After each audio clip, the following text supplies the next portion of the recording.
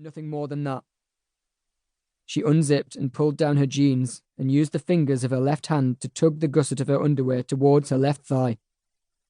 It was a cold night, and her skin roughened to the touch of the air. With her right hand, she took hold of the soft tassel of cotton thread and gently drew the obstruction from herself. Her flow was heavy. The cotton wadding brought partially coagulated strings with it. They struck and clung to her bare thigh, black lightning against a sky of white skin. "Shit," she whispered. She held it out to him. "Here." "I can't touch it." "Don't be pathetic." "No, I must not touch the blood. I need to get myself sorted out." She heard him take a few steps away and quickly return. He held out his palm to her. On it was a runner bean leaf. She dropped the tampon onto it. Steam rose from it like Mason's breath, adhered to the platinum-edged shadows of his garden.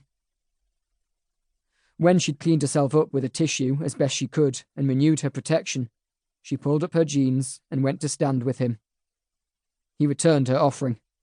It warmed her palm through the delicate leaf. "Over here," he said. He knelt on a patch of recently dug earth. When she didn't follow suit, he took her wrist and pulled her down beside him. "Dig," he said, pointing to a place in the centre of the bare earth. "Right there." Aggie looked around for something to use. "Have you got a trowel or something?" He turned to her slowly.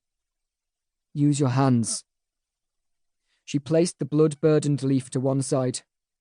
Disgusted that she would get muck under her manicured nails or chip the varnish off, she fingered the grainy soil, brushing it out of the way. There was little progress. "If you're not serious, there's still time to forget all this. You must act willingly or not at all."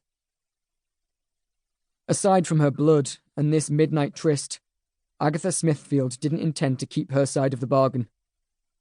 Not the commitments he wanted later. Not a chance. No matter how much what he'd asked her to do in the future frightened her, no matter how much gravity he'd attached to her responsibility, she would go through with the actions he demanded right now, detached and cool. And that was all. She would give nothing more of herself after this. When she possessed what he promised her, just a few hours of his expertise, she would be long gone and he would never find her. "I am willing," she lied. "Then dig the earth like you mean it, girl. Like you love it." Her anger flared unexpectedly, fueled by her passion to escape Shreve. "I'll show you some fucking digging." She heaved at the earth, scooping up double handfuls of Mason's loose, fertile soil and dumping them to one side. If he was impressed by her endeavour, he didn't show it. He merely knelt there, nodding solemnly. Her fingers struck something smooth and yielding in the dirt. She brushed away some granules and recognised pieces of an image she'd seen before, just like the one she'd seen on the wall of his stairs.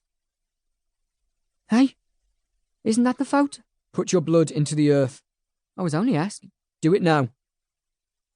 "I'm not going to miss you at all, Mr. Mason Brand.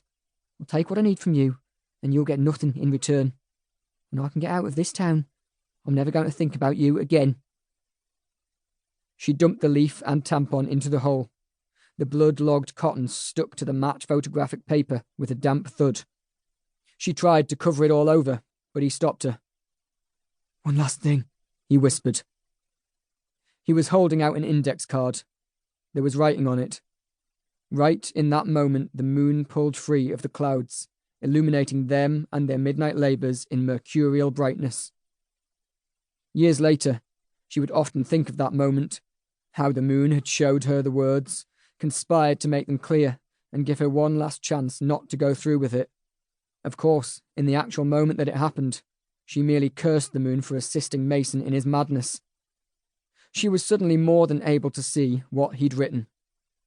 "I, Agatha Smithfield. Thank God he doesn't know my middle name. Give my word that I will study the ways of the earth from Mason Brand. In time, I too will find a student and pass the knowledge to them. Signed,